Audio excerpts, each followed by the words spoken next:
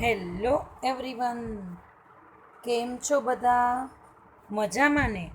Hope you are fine and safe. તો વિદ્યાર્થી મિત્રો, આપણે ચેપ્ટર નંબર 9 નાણાકીય બજાર ફાઇનાન્શિયલ માર્કેટ, એમાં આપણે નાણાં બજાર વિશેનો અર્થ અને ખ્યાલ વિશેની માહિતી મેળવી અને ત્યારબાદ છેલ્લા આપણે વ્યાખ્યા જોઈતી કે ટૂંકા ગાળાની નાણાકીય મિલકતો કે જે ઊંચી તરલતા સાથે નાણાંની નજીકની અવેજી ધરાવે છે તેના વ્યવહારોનું બજાર એટલે નાણાં બજાર. આપણે એ જ વસ્તુને લાક્ષણિકતાઓ એટલે કે કેરેક્ટરિસ્ટિક્સ કેટલી છે નાણાં બજારની, એની લાક્ષણિકતાઓ શું છે એના વિશેનો આજે આપણે ખ્યાલ મેળવીએ. તો જોઈએ વિદ્યાર્થી મિત્રો, નાણાકીય બજારની લાક્ષણિકતા. નાણાં બજારને બે ભાગમાં વહેંચવામાં આવે છે. આપણો નેક્સ્ટ ટોપિક પણ આ જ છે, સંગઠિત બજાર અને અસંગઠિત બજાર. બરાબર, એટલે આપણે અહીંયા એ પણ જોઈએ છીએ કે નાણાંને બે ભાગમાં વહેંચવામાં આવશે. પહેલું સંગઠિત બજાર અને બીજું અસંગઠિત બજાર. જે આપણે જોઈએ સંગઠિત નાણાં બજાર. થોડીક ઉપર છેલ્લો ખ્યાલ મેળવી લઈએ. એ હંમેશા ઔપચારિક નાણાં બજાર છે. બરાબર, રિઝર્વ બેંક ઓફ ઇન્ડિયા છે, વેપારી બેંકો છે, મ્યુચ્યુઅલ ફંડનું બનેલું હોય છે. એ તો હમણાં આપણે લોંગમાં સમજશું. બરાબર, અને જે અસંગઠિત નાણાં બજાર છે વિદ્યાર્થી મિત્રો, એ ઔપચારિક છે. એના ઉપર કેન્દ્રીય સંસ્થાનું કોઈ પણ પ્રકારનું નિયંત્રણ છે એ હોતું નથી. બરાબર, એટલે ખાસ નાણાં બજારને આપણે કેટલા ભાગમાં વહેંચશું તો કે બે. પહેલું સંગઠિત બજાર અને બીજું છે અસંગઠિત બજાર. એનાથી આગળ જોઈએ ટૂંકા ગાળાની મિલકતો કે સાધનોનું બજાર. ટૂંકા ગાળાની મિલકતો કે સાધનોનું બજાર. ટૂંકા ગાળાની મિલકત છે, નાણાં બજાર છે એ આપણે હમણાં પહેલાં જ જોઈ લીધું કે કેવું છે તો કે ટૂંકા ગાળાની મિલકત છે. બરાબર, એને આપણે એવી રીતે શું કામ કહીએ છીએ? કારણ કે તમને એનો સમયગાળો આપ્યો હતો. સમયગાળો કેટલો હતો તો કે એની મુદ્દત કેટલા વર્ષની હતી? એક કે તેથી એનાથી ઓછી, એટલે કે 1 વર્ષ કે તેથી એની મુદ્દત છે એનો ઓછો સમયગાળો હતો. બરાબર, એટલે પહેલી વસ્તુ એને પહેલાં બે ભાગમાં વહેંચ્યા, સંગઠિત અને અસંગઠિત. બીજું એ ટૂંકા ગાળાની છે કારણ કે એની મુદ્દત આપી છે 1 વર્ષ કે તેથી ઓછી. નાણાં બજારમાં ભાગ લેનારાઓની શાખ પાત્રતા છે એ મહત્ત્વની હોય છે. જે લોકો નાણાં બજારમાં ટૂંકા ગાળા માટે પણ નાણાં રોકે છે, બરાબર, એમાં ઉછીના મેળવવાનું, ધિરાણ આપવાનું બધું આવી ગયું, પણ એની શાખ પાત્રતા છે એ ખૂબ જ મહત્ત્વની હોય છે. વિદ્યાર્થી મિત્રો, આ ચેપ્ટરમાંથી કોઈ પણ મુદ્દો નીકળો નથી. ફરી એક વખત તમારા ધ્યાનમાં લાવી દો, આ ચેપ્ટરમાંથી કોઈ પણ મુદ્દો છે એ નીકળો નથી. સંપૂર્ણ ચેપ્ટર છે. આ ચેપ્ટર 9 માર્કમાંથી પૂછાય છે, જેમાં એક MCQ. આ ચેપ્ટરમાંથી 2 VSQ પૂછાય છે, 2 ગુણના પ્રશ્ન પૂછાય છે અને 3 ગુણના પ્રશ્ન પૂછાય છે. 3 ને 2 5, 5 ને 2 7 ને 7, 3 ને 2 5, 5 ને 2 7 અને 1 8. 2 ગુણના પણ 2 પ્રશ્નો આઈ થિંક પૂછાય છે. બરાબર, એ રીતે ટોટલ, અથવા તો એક ઓપ્શનવાળો પ્રશ્ન પૂછાય છે. ટોટલ આ ચેપ્ટર છે એ 8 ગુણનું છે. બરાબર, 8 ગુણનું ચેપ્ટર છે. બરાબર જોયું? બરાબર, 3 ગુણનો પ્રશ્ન, 2 ગુણનો પ્રશ્ન, 2 VSQ અને 1 છે એ MCQ. થઈ ગયું? 3 ને 2 5, 6 7 અને 1 8 ગુણનું આ ચેપ્ટર છે. ચેપ્ટર નંબર 9 અને 8 ગુણનું. બરાબર છે, અને 2 ગુણનો પ્રશ્ન છે, એમાંથી એક ઓપ્શન તમને આમાંથી પૂછાશે. બરાબર, આના જ ચેપ્ટરના અથવામાં આના જ ચેપ્ટરનો પ્રશ્ન છે એ હશે. બરાબર છે. આગળ ચોથો મુદ્દો જુઓ, નાણાં બજાર છે એ કોઈ ચોક્કસ છે એ ભૌતિક સ્થળ નથી, પરંતુ આમાંથી ક્યાંથી લેવામાં આવે છે તો કે વિવિધ સંસ્થાઓનું સામૂહિક માળખું છે. હવે તમને અહીંથી તરત જ નહીં સમજાય, પણ અહીંયા સરસ મજાનું ઉદાહરણ આપ્યું છે કે વિવિધ સંસ્થાઓનું સામૂહિક માળખું એટલે શું તો કે RBI. તો વિદ્યાર્થી મિત્રો, તમને અહીંયા 1 માર્કનો તમને પ્રશ્ન પણ પૂછાશે. RBIનું પૂરું નામ આપો. Reserve bank of India.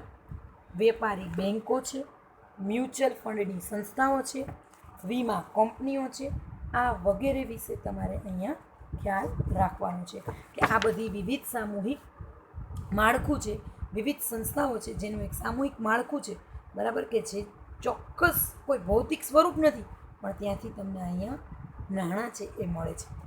હવે તો ચોક્કસ સ્વરૂપ કેનું?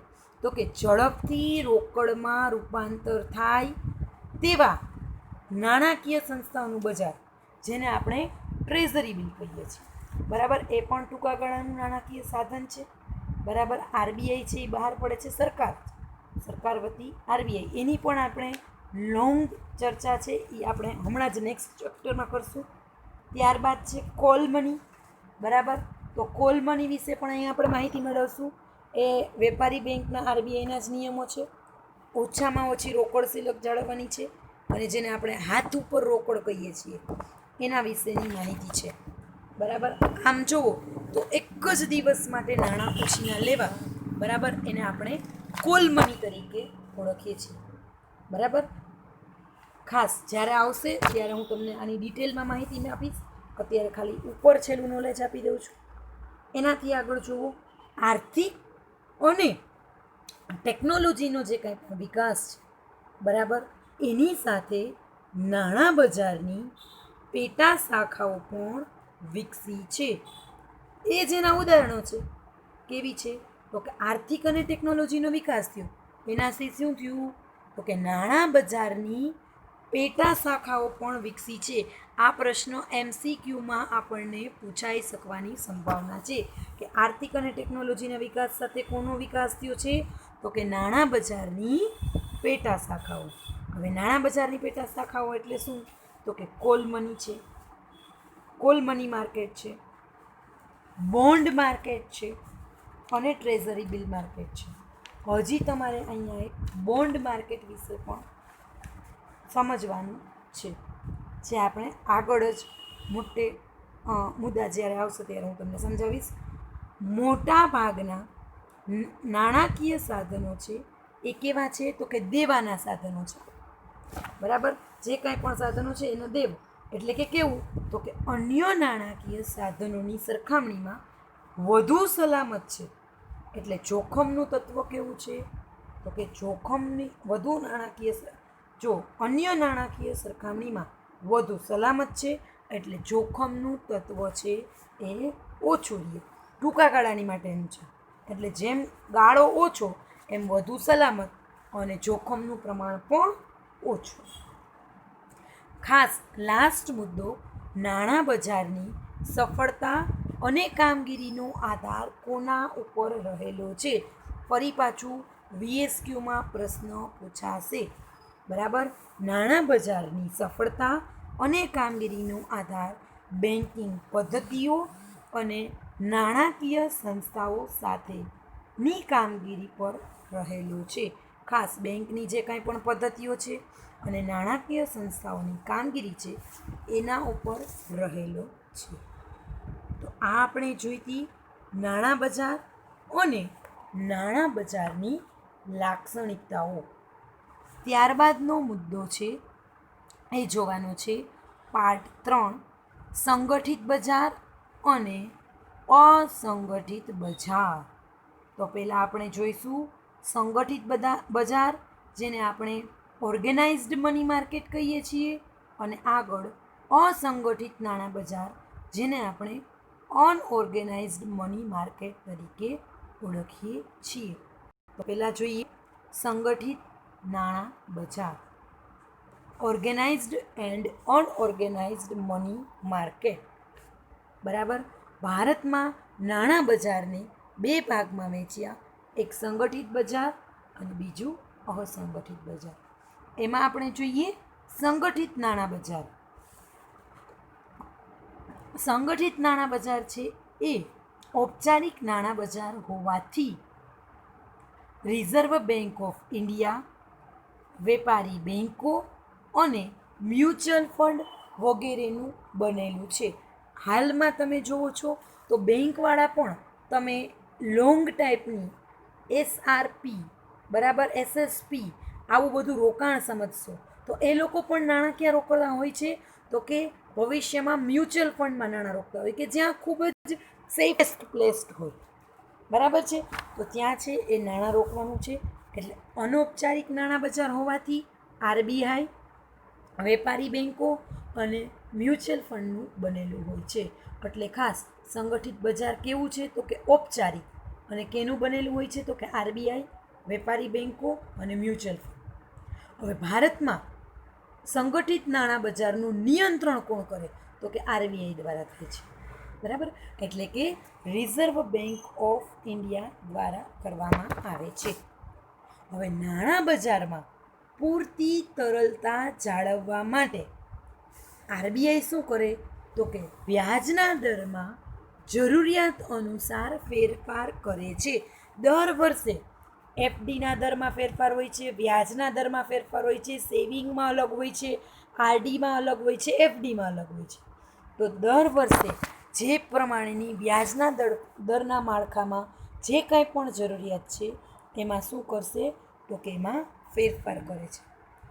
સંગઠિત બજારમાં આપણે શું જોવાનું છે તો કે ટ્રેઝરી બિલ, એનાથી આગળ સર્ટિફિકેટ ઓફ ડિપોઝિટ, આપણે ડિપોઝિટ પણ મૂકશું એનું પણ આપણે સર્ટિફિકેટ જોઈએ છીએ, બરાબર. આપણે એફડી જે કહીએ ને, બરાબર, એને સર્ટિફિકેટ ઓફ ડિપોઝિટ કહેવાય.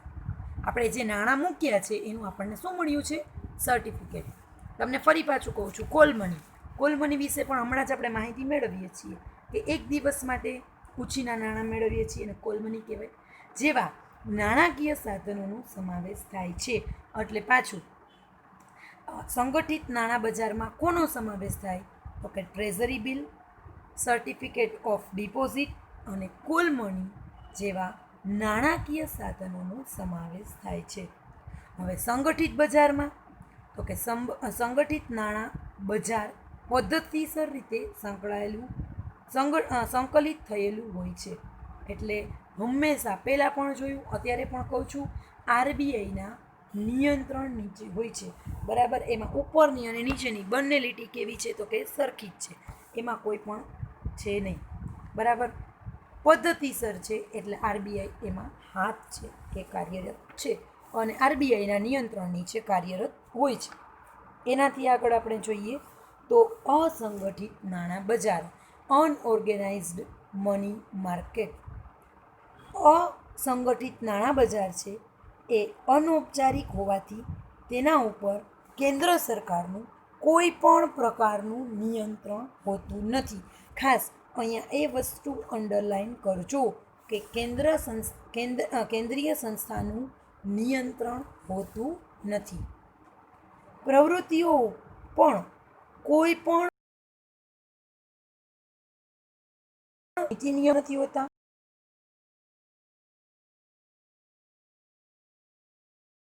બજાર છે ધીરનાર હોય છે, જમીનદારો, ખેડૂતની જમીનનો નિયમ આવ્યો, બરાબર.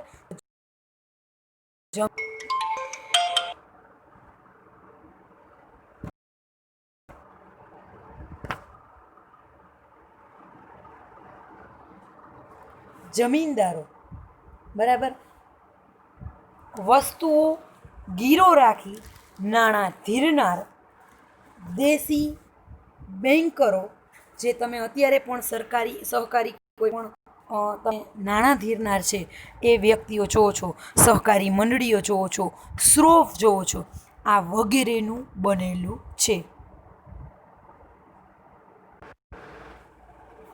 ઓકે, તો વિદ્યાર્થી મિત્રો, આપણે બધું જોયું હતું કે અસંગઠિત નાણાં બજાર અનૌપચારિક હોય છે.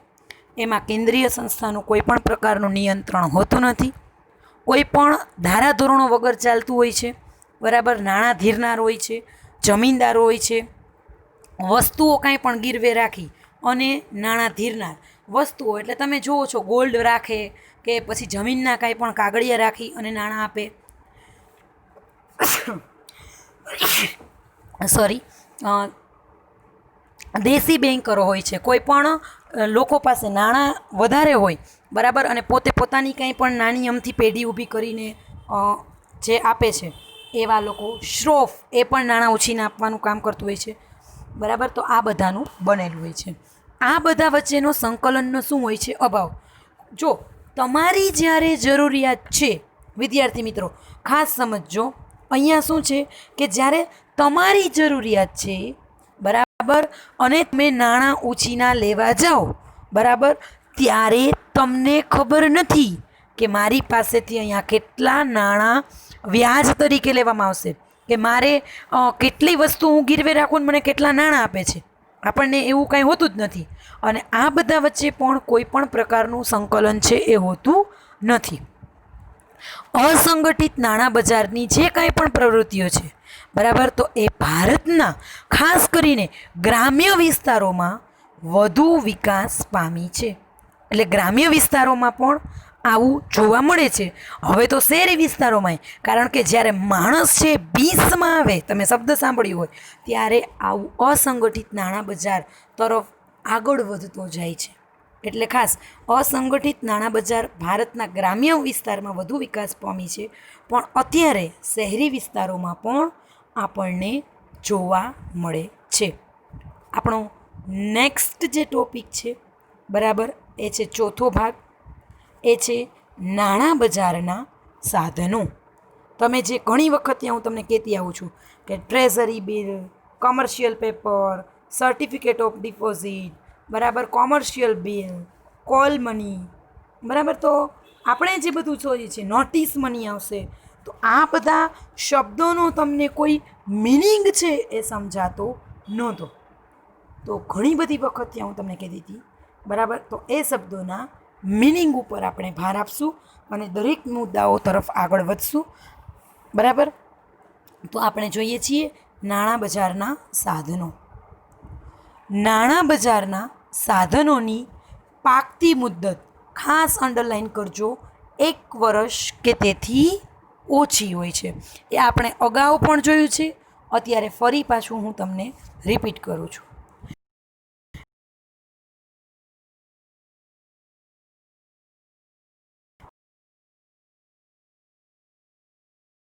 એ નાણાં બજારમાં થાય છે. તો નાણાં બજારના મુખ્ય સાધનો કેટલા? તો ખાસ અંડરલાઈન કરજો, નાણાં બજારના મુખ્ય 5 સાધનો છે, જેમાં પહેલું ટ્રેઝરી બિલ, કોમર્શિયલ પેપર, થાપણોનું પ્રમાણપત્ર, કોમર્શિયલ બિલ, કોમર્શિયલ પેપર અને કોલ અથવા તો નોટિસ મની.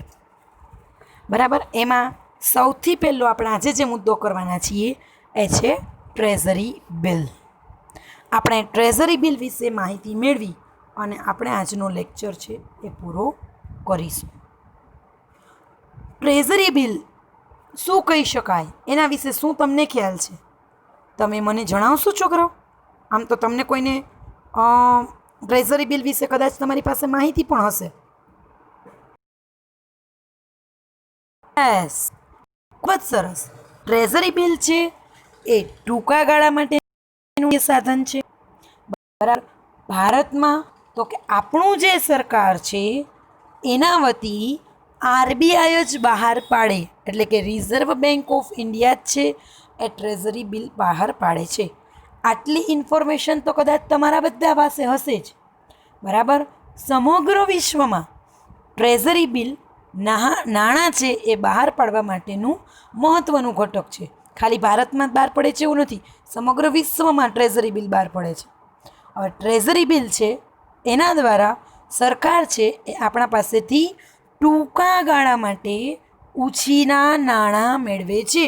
ઘણી વખત સરકારને પણ નાણાં ઉછીના જોઈએ છે, પણ એ ટૂંકા ગાળા માટે, બરાબર. એનો સમય પણ આપ્યો છે, જોજો હમણાં આપણે આવે જ છે એટલે કહું છું, બરાબર. એ ટૂંકા ગાળા માટેનું હોય છે ઉછીનું નાણાં મેળવવાનું, બરાબર. એનો સમય કેટલો છે? તો કે ટ્રેઝરી બિલની પરિપક્વતાની તારીખ 91 દિવસ કે 3 પાસે, જોજો ખાસ અંડરલાઈન કરજો, 91 ડેઝ, 91 દિવસ, 182 દિવસ, 182 ડેઝ કે 364 દિવસ.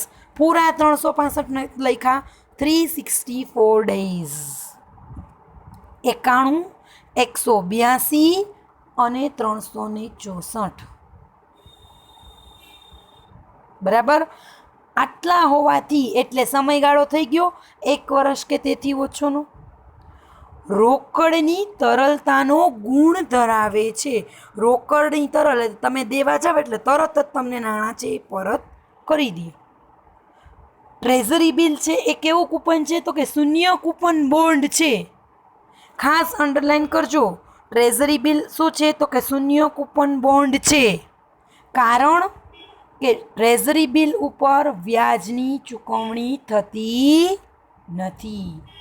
ખાલી માત્ર ને માત્ર વ્યાજ છે ને એ બહાર પાડી દેવામાં આવે કે તમારે આટલું તમને વ્યાજ મળશે, તમને વ્યાજની કંઈ ચૂકવણી ન થાય અને મૂળ કિંમતે જ તમને પરત કરવામાં આવે છે. જો અહીંયા એક તમને સરસ મજાનું છોકરાઓ ઉદાહરણ આપ્યું છે કે ફોર એક્ઝામ્પલ 25,000નું ટ્રેઝરી બિલ છે. બહાર કેટલી કિંમતે બહાર પાડવામાં આવે છે તો કે 23,500થી બહાર પાડવામાં આવે છે. એટલે 1,500 છે એ અગાઉથી જ તમને શું બહાર પાડી દીધું કે વટાવ. સમજાય છે? સરકાર આ રીતે બહાર પાડે છે. અને પાકતી મુદ્દતે રોકાણ જે કરે છે એને મૂળ કિંમત આપવામાં આવે એટલે કે 25,000 ચૂકવી દેવામાં આવે. આ બંને વચ્ચેનો જે તફાવત છે એ રોકાણકાર માટે શું કહેવાય તો કે રોકાણકાર માટે એક વળતર કહેવાય. બરાબર? ખાસ જોજો, ઉદાહરણ આપ્યું છે. સરકાર તમારી પાસેથી 25,000ના ટ્રેઝરી બિલ બહાર પાડે છે, 23,500માં બહાર પાડે. સરકાર તમારી પાસેથી 23,500 જ ટૂંકમાં ચૂકવવામાં આવશે તમારે ને, અને તમને 25,000ના બિલ આપશે. તમે જ્યારે વેચશો કે સરકારને પરત કરશો ત્યારે સરકાર તમને પાછા 25,000 જ આપશે. આ જે વચ્ચેનો 1,500નો તમારે જે કાંઈ પણ ગેપ આવ્યો, બરાબર, એ તમને શું કહેવાય તો કે એક વળતર કહેવાય. બરાબર? અને આ ટ્રેઝરી બિલને ટી બિલ તરીકે પણ ઓળખવામાં આવે છે. ટ્રેઝરી એટલે ટી બિલ. બરાબર છે વિદ્યાર્થી મિત્રો? તો આજે આપણે આટલું રાખીએ. ટ્રેઝરી બિલ વિશેની વધુ ઇન્ફોર્મેશન તમને ગૂગલ પણ આપી શકશે, પણ સામાન્ય ખ્યાલ તમને આપણી ટેક્સ્ટ બુક સિવાય કોઈ પૂરો પાડશે નહીં. ત્યાં તમને લાંબુ લખાણ આપેલું હશે. તો વિદ્યાર્થી મિત્રો, આજ માટે આપણે આટલું રાખીએ. Thank you all of you. Have a nice day. By.